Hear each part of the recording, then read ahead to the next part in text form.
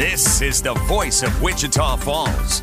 Welcome to the Voice of Wichita Falls on this Town Square Media station. Also on YouTube, a lot of viewers watching our past episodes of this show, if you want to call it an episode, on YouTube. We're getting a lot of views on there, a lot of good hits. So Henry Florsheim back in the studio with me. I'm Mike Hendren. Henry, how you doing? I'm good.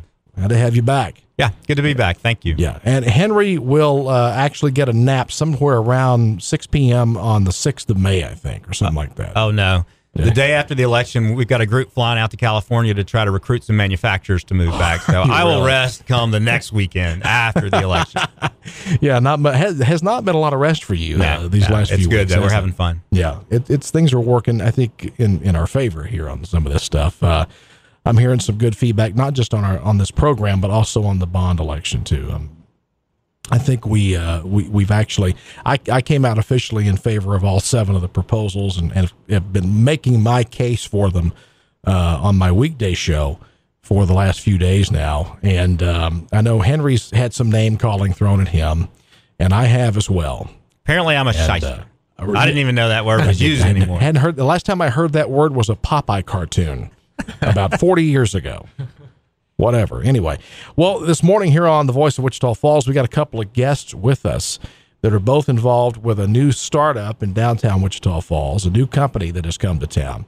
And no one can tell their story better than they can. So, Henry, I'm going to let you go ahead and introduce our guests, and let's get into talking about what Dexter is all about. Sure. So who we've got here, we've got a native Wichitan and then a guest who's going to become a Wichitan pretty soon. Michael Olaya and his partners have founded Dexter in Big Blue downtown. Yeah. And it's a maker space and a teaching facility and all sorts of things that are going to help us create more companies and train our kids and others to use modern tools like 3D printing and laser cutting and so on. And so Michael and his colleagues have set up shop and are doing some really cool things that we'll ask him to tell us about here in a minute. And then his guest is Bryant Vergara, a colleague of his from his days in San Francisco, a software engineer, world-class engineer that Michael's asked to come take a look at Wichita Falls and see if he wouldn't consider moving here and working with Michael and his colleagues at Dexter. And so Bryant's been here since Friday, and he's going to be able to tell us his observations and what he sees for the future of Wichita Falls. So Bryant and Michael, it's good to have you here. Thanks for having us. So why don't you give us first the elevator pitch? Tell us what Dexter is and why you're here. Definitely. So we're a new technology company here in Wichita Falls, and we do 2 things. We teach courses, and we develop tools for schools. The courses we teach are 3D printing, computer programming, all of those hard technical skills that our students really aren't getting.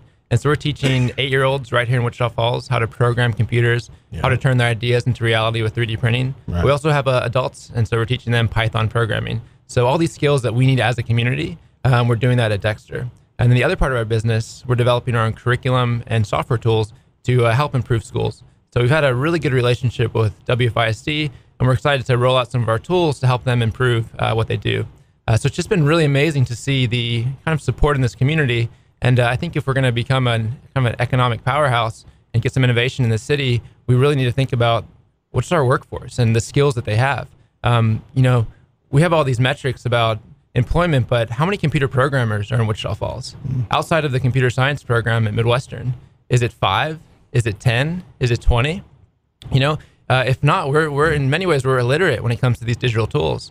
You go to San Francisco and everyone can computer program.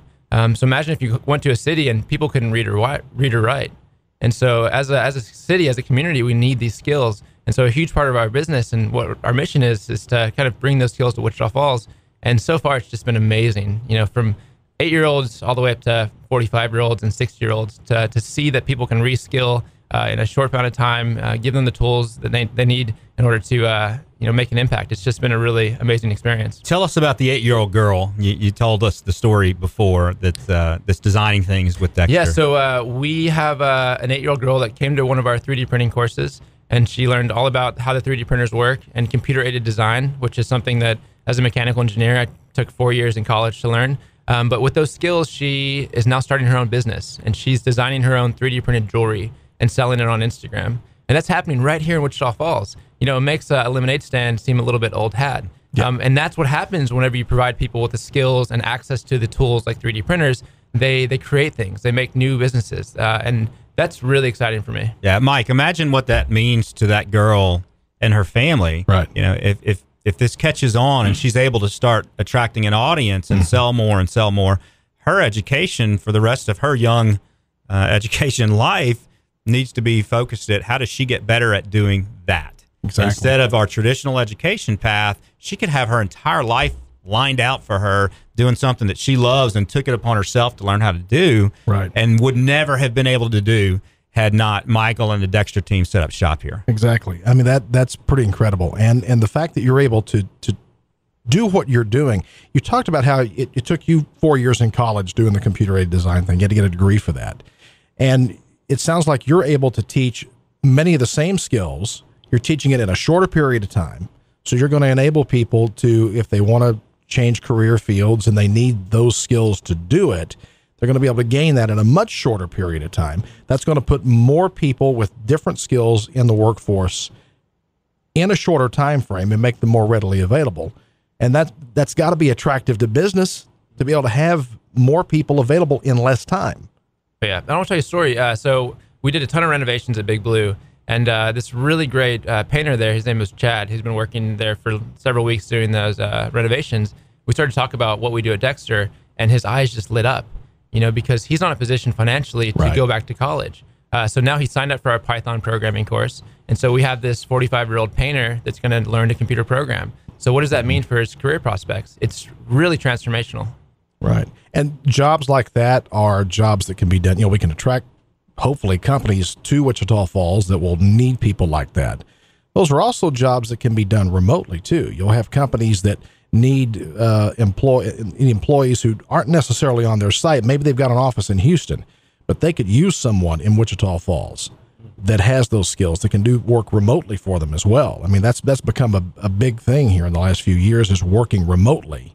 And so it sounds like a skill that certainly exactly. And what's exciting is, we met when we were in San Francisco, and we lived in a single apartment, and in one room there's 5 of us, and it was $1,200 a month each.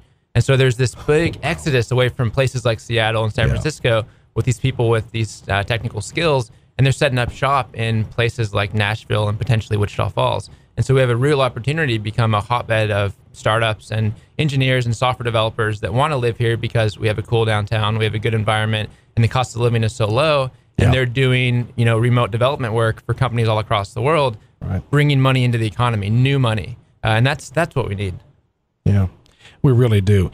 Henry, this, with what we're talking about, basically redevelopment of, was it 9 blocks of downtown? That's right. Wichita Proposition Falls. G would streetscape and build new infrastructure for 9 blocks from 7th to 10th and from Scott to the railroad tracks. Yeah. And one of the complaints I've heard is, well, they're going to go fix all these streets up and build all these bike paths and do all these cool things, and then the water lines are going to break and they're going to have to dig it up. There's a plan already in place to replace what's below ground so that you're not tearing up what's above ground once it's finished. Exactly. Proposition G would do that. There's places downtown where we still got wooden pipes 100 years old or more. And Scary. so if we're going to tear up the streets and the sidewalks and the intersections, it just makes sense to rebuild the infrastructure underneath while we're there. Right. Exactly. So getting back to your company, Dexter, when you started this up and you brought it, you're bringing this to Wichita Falls, and did you ever think, okay, this thing may fail completely, or are you all in with a plan of total success? There's no negative thinking here at all? Because I know I hear a lot of negative stuff about, well, businesses come here, they fail, they go away. So I previously started a company in Austin, and then it was all cloud thinking. You had the big idea, and just all about success. There's no eventuality of failure. But being back in Wichita Falls, it kind of put a big emphasis on practicality. Right. And so we started from day one to build a sustainable business. Right. So we're making money on our courses, and say this all folds, we've already been a huge success because of the impact we've had on these children. Right. And so that's kind of the cool thing about starting a company in Wichita Falls as opposed to San Francisco or Austin. When you go there, you're in this kind of weird, perverted bubble where you just raise venture capital, you're building products that people don't really need. But when you're right here in Wichita Falls, I think that the way to talk about Wichita Falls, it's abnormally normal. Yeah. Apparently, companies used to test products here, Sure. Walmart and Target, to see if it worked because the demographics are so, so middle America. If you can sell it here, you can sell it anywhere. Exactly. And so, we've talked, a guy came to our office, he had an idea for a new software tool for the oil industry. Yeah. They're not going to be developing those things in San Francisco. Right. So we have this really huge opportunity because of how pragmatic this community is. And for us as a startup, we kind of built that from day one. So yeah, we're clouds and dirt. You gotta have both. And Mike, they've already been successful with their classes. Right. They're filling them up every month. How many kids can you fit in one in our classroom? current? So in each classroom we have 14. And then we'll have workshops with really great organizations like Cafe Con Leche. This past Saturday, Brian got to actually teach around 75 students and talk about software engineering. So the impact has just been really, really incredible. 75. That's bigger than most classes at Midwestern State University. That's a lot. It's a lot of people. You mentioned the oil industry, and oil is going to be king for a long time to come. I think that's clear. Mm-hmm. And with the new techniques in well fracturing and the technology that's come into that, I mean, it is not your grandfather's oil industry anymore. It's just not. Technology plays a huge role in the oil and gas business. People think it's you go out there, you drill a hole in the ground, stick some pipe in, the oil comes out. It's a lot more complicated than that. And the technology that goes into that is staggering when you really start to look at the industry and you realize how much technology and stuff that you guys will be working on has to go into that, and that will be evolving constantly from now on. Every couple of years, some new innovation is going to come about, and companies like yours are going to be at the forefront of that, it sounds like. Yeah, and it reminds me of something I think we should talk about. What was the last tech startup that came out of Wichita Falls? I really think that the biggest employer 5 years from now doesn't even exist yet. Right. So the last tech startup that came out of Wichita Falls was Echometer. Right. They brought tens of millions of dollars in this community, and it was a technology startup for the oil industry. Right. And so what can we do as a community to create new companies like Echometer?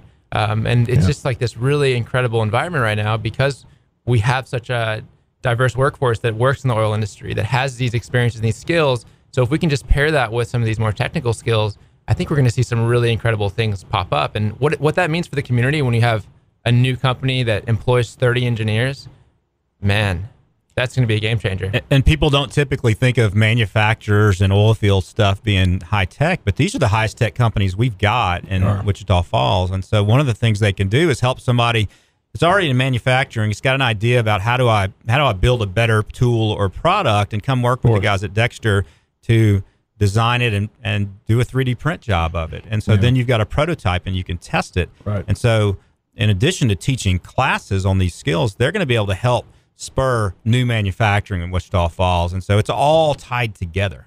I saw a video the other day of a company, and I think they're doing this in Brazil or Colombia or somewhere. They're 3D printing houses for homeless people down there. And it's basically a big machine that's spewing out cement. Yeah. And they're creating these 3D printed houses. And another one they're doing with blocks that are, I guess it's some kind of plastic or something, that are 3D printed.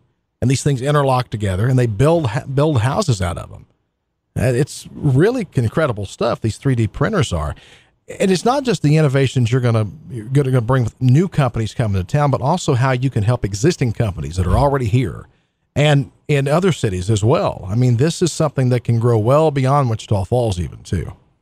Certainly. And just providing people with access to the means of production, sure. Giving them hands-on skills. We took Bryant by the CEC Center. And, if you have any qualms about the school system and you're complaining about the school system, you need to go to see the CEC Center. Yeah, that is, he can speak on that, but he's been, he grew up in some of the best school districts in California, Palo Alto, and he was shocked. We have a world-class environment out there. I encourage anyone that is complaining about the school district to go see what they're doing out there. That is a kind of glimpse into the future of education, of project-based learning, of developing competencies, and what that means for local businesses. I mean, correct me if I'm wrong, but they're having trouble finding good workers because we haven't developed competencies in our schools. But the CEC Center is, I think, a huge step in that direction. I mean, what do you think about the CEC Center? Yeah, excuse me. As Michael said, this facility was absolutely mind-blowing. Coming from some of the best school districts in America, Palo Alto is probably one of the richest zip codes in our nation. Having this giant facility for kids to run around and learn hands-on skills instead of sitting in classrooms was huge. I didn't see one kid who was roaming around, just sitting around doing nothing. Everyone was in classrooms getting engaged. The teachers were more like facilitators rather than really lecturers. And I thought, as a child, that would be incredible for me to work with my teacher, just hands-on, and not think of them as someone to boss me around and tell me what to do, or fill math sheets that I had no idea of what the purpose was, but rather helping me build something that I could bring home, to the things that I could sell. You know, we saw an Apple Watch dock that was 3D printed and that was being sold for $15 a pop. Why would you not, invest in that and help that kid, make $15 to like buy lunch or something? Like, that's incredible. And the cool thing is, and we talk about the C Center probably every show. Yeah. When it was at the old facility, it used to be the place for those kids, those other kids, and you just had your traditional VOTEC trades like cosmetology and welding and carpentry. But now you've got architecture and you've got a data center management and TV production and all these creative arts that you can really do some hands-on problem solving as the curriculum. And so these kids can work in these professional curriculums from 9th grade till 12th. And so they've got 4 years of practical experience working with professionals in that industry. Think about what that means either for their job opportunities right out of high school, or for an internship, or just getting them ready for that next step in college or community college. It's transformational. It is. And we're seeing more and more young people that aren't going to college, but they want some kind of training beyond high school. They need it. They absolutely, you really have to have it now. And I think we've learned a lesson here after years and years and years of pushing everybody. You have to go to college. You have to go get a degree. You got to become a doctor, a lawyer, an accountant, whatever. And we've learned we have this void in our society of people with real technical skills. Maybe it's automotive trades or electricians or plumbers, computer programmers, whatever. But there's this empty void here that we got to fill. And we need to be training our young people today to fill those jobs. And every one of those trades requires knowledge of technology nowadays. Plumbing, auto mechanics, whatever. Yeah, and it speaks to us about the talent retainment. So our big mantra is that the portfolio will replace the college degree. So if you're going through K through 12 and project-based learning, you should build this huge corpus of skills. And so can we connect them with local businesses and get our high school students engaged in internships? They're actually building real projects, building relationships with local employers. That's what's going to keep them here in Wichita Falls. Exactly. So, I think Henry mentioned, that we do talk about the CEC Center a lot here. If you have not taken a tour of that place, the school district, somebody will gladly take you on a tour of it. They will be glad to show you around. You need to go look at it. Now, I haven't been in it since it opened. I was there before the students were there. But just walking in it, just when it was an empty building, just walking into it, I was so impressed by it. And I think it's the best investment we've made in our school district as long as I've been around. Maybe in the whole city in quite some time. Yeah, we really haven't done anything that significant in a very long time here, if ever at all. And I think that is going to go a long way toward helping us advance as a community. And one of the reasons that the big reason that I came out in favor of all 7 of these bonds, which of course it helps you guys with Dexter Learning downtown, it helps all of downtown, but it helps the whole community. One of the reasons I'm getting behind all 7 of them is I want to see us elevate the image of the community. And I've been screamed at by people about, well, how does any of this create? This doesn't create jobs. This doesn't make anybody want to move here. Nobody wants to move here to see a brand new city hall. That's not what I'm suggesting at all. What I'm saying is we elevate the image of the city to such a degree, or enough to where people start to take a second look at us and go, Wichita Falls is not the Wichita Falls I once knew, or it's not what I have heard it was. Rumors get out of control. And people hear negative things of it. We got to get rid of the negative. And that's part of what has held this city back is too much negative press, too much negative attitudes, too many. We got a lot of people that I call caves, the citizens against virtually everything, and they are. They everything you bring up, every idea you bring up, they shoot it down and they'll find a million ways to shoot holes in it. And I don't know if it's because they don't want the progress. They're afraid of the progress. They don't want to pay for the progress. One way or another, there is no free lunch. There's nothing free. Everything that you do, whether it's a civic project, private project, doesn't matter. There's cost involved. And at some point, we, as a community, we got to invest in this place a little Mike, bit. change is hard, and it's hard for people to let go of their old perceptions about the city they might have been in for 60 or 70 years. Yes. But this city is already starting to change, and these guys are a good example of it. I'd like to ask Bryant, he's only been here for 4 days, and I don't know how much he knew about Wichita Falls before he got here. But Bryant, just give us your take on this city. Yeah, definitely.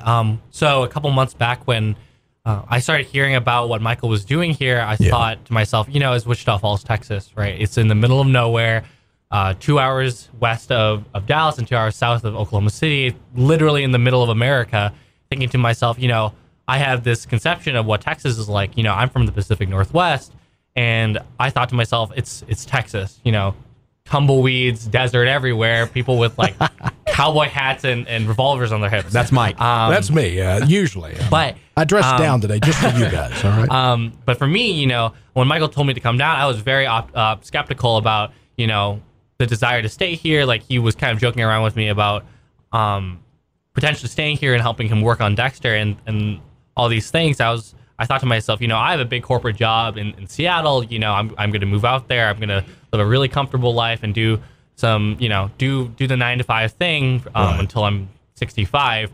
But then when I came down here, within, the first 24 hours, I met the mayor, the chief of police, Henry, the president and CEO of the Chamber of Commerce. People at my age, 21, would never even imagine I would ever meet in my lifetime, let alone when I'm about to graduate from college. Right. And top of that, what really drew me was the community around Wichita Falls. I think there's something to be said about the small towns have a lot of blue collar grit, but also just that family and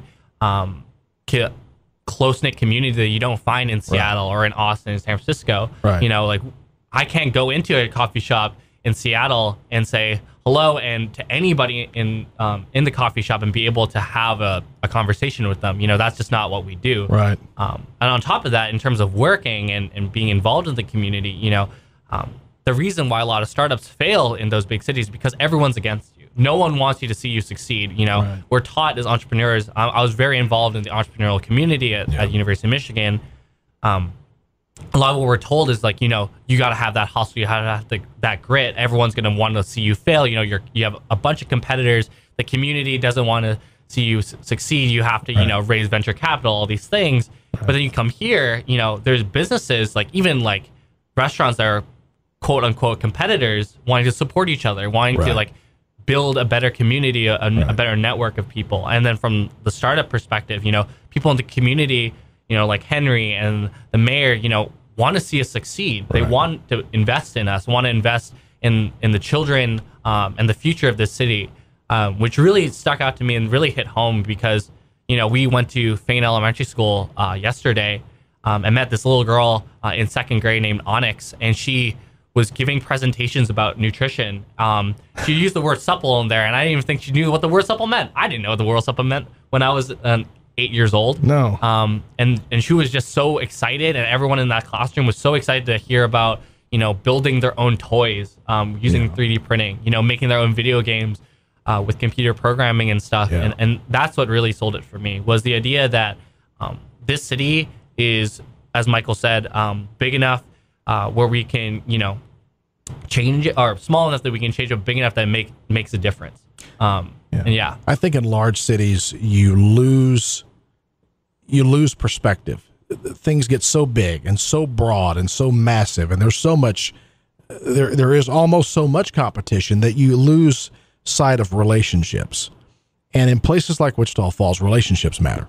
They absolutely matter. You got to have good relationships with people. And you talked about that cooperation you see even between competing restaurants, for example. That's part of that relationship building thing. And one of the things we do, Henry works in marketing. I work in marketing. We're all marketing here. Everybody, no matter what you do, you're marketing to some degree or another. And if you learn anything in marketing, relationships do matter. And I think in very large cities like San Francisco, I had a friend that lived in New York City many years ago, worked there for a number of years. And one of the things he said about coming back to Texas, the great thing is he could talk to people again. Yeah. Because on the streets of New York City, you speak to strangers and they look at you like you're going to knife them or something. You know, they're just scared to death of you. And here we wave and talk to. I mean, I don't meet a stranger. I talk to everybody. You know, drives my wife nuts. Try grocery shopping with me. You're 4 hours getting out of the place. But, relationships matter. And it sounds like you guys are really keying in on that in what you're doing. Yes, it's very technology based, but it sounds like you understand the relationships do matter. Mm-hmm. I think in particular, as far as relationship mattering and building a community, right? The kind of where our community is downtown. Right. And I wouldn't be here if it wasn't for downtown, precisely because of that community feel. Now, say that again. Repeat I would not be here if it wasn't for downtown. There's no way in heck that I'd be here. I have job offers in places in New York and Seattle. Yeah. If this, I'm not going to spend my time on Lawrence Road, precisely because there's not a community there. Right. These big box stores, that's not what's going to move people with options. Right. And so, his version of Wichita Falls, he spent most of his time downtown, where you're meeting the business owners, where you're having these chats and encounters on the sidewalks, where you actually feel like there's a community being built down there. All the infrastructure's there, and it really is the beating heart of the city. And right now, it's coming back, but we gotta put the defibrillator on. We have to take on that burden of responsibility. And people will complain about the tax hikes. Well, look at the situation. Our population is flatlining. Mm-hmm. Drastic times call for drastic measures. Right. We have to take on that burden of responsibility precisely because how dire things are. We're losing the young folks. How are we going to get them there? Downtown. There was an interesting article in Times Record News this past week, about the debt load itself and about how we compare to other cities. And out of 17 cities in Texas of similar size, we came in number 10 in terms of that debt load. Number 10. So we're still fairly low on that scale, comparatively speaking. And even if we pass all 7 of these bonds, we're still coming in low compared to others doing the same kinds of things. And you mentioned Lawrence Road and all that, and Henry may agree with me or he may not.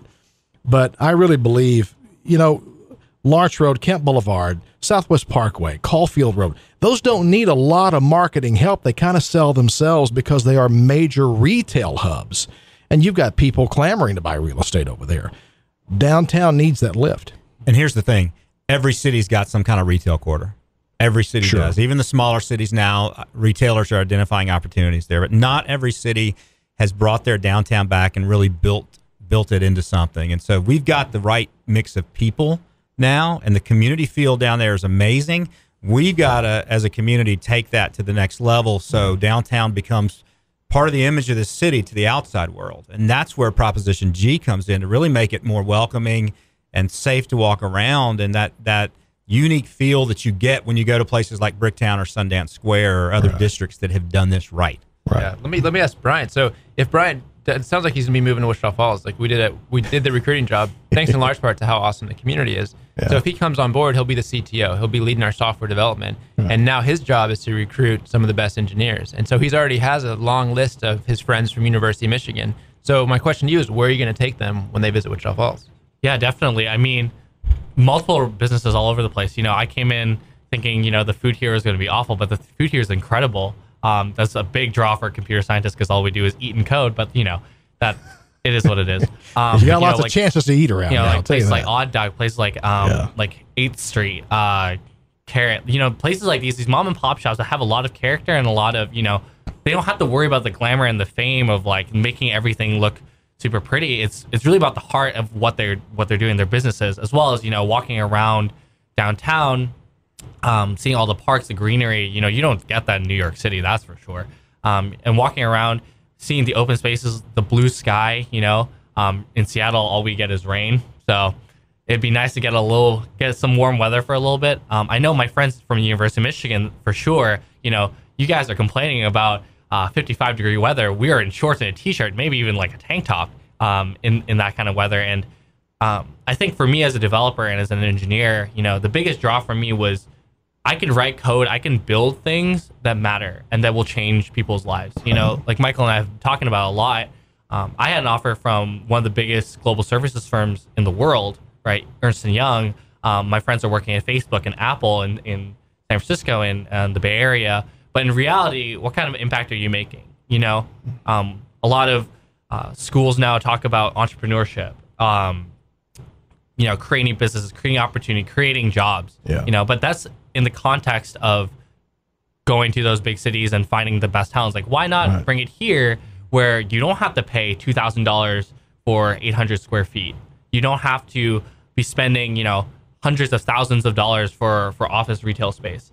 But you can come here and be on the ground with your customers, with the people that you want to test and build for, and then also feel that sense of accomplishment, saying, wow, I built, you know, for us, seeing like Michael said, we're successful because we see kids' lives change because they have these skills now. You know, elementary school kids don't need to go to Toys R Us or Walmart to buy their toys. They can just make it themselves.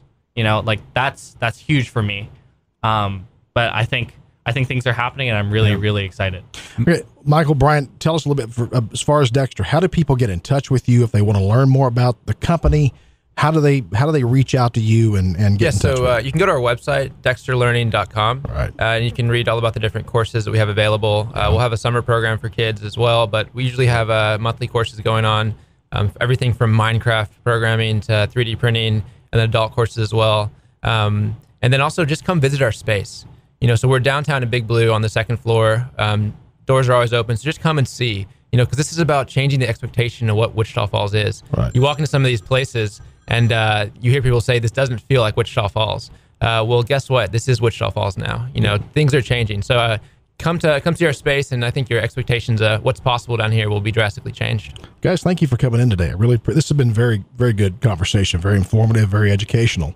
And people do need to learn more about you. And if you want to learn more about the bond issues, you want to learn more about what's going on in the community with this stuff, fallsfuture.com is the website that the chamber has set up. And of course, you can always reach out to Henry. Yeah, email me, henry@wichitafallschamber.com. I'm always available. If you go to fallsfuture.com and click the Contact Us link, I'll get that message. If you got any questions about any of the propositions or the election itself or anything you want to talk about in Wichita Falls, just reach out. All right, terrific. Guys, thanks very much for being here. You've been listening to and watching The Voice of Wichita Falls. We'll see you next week, guys. Take care.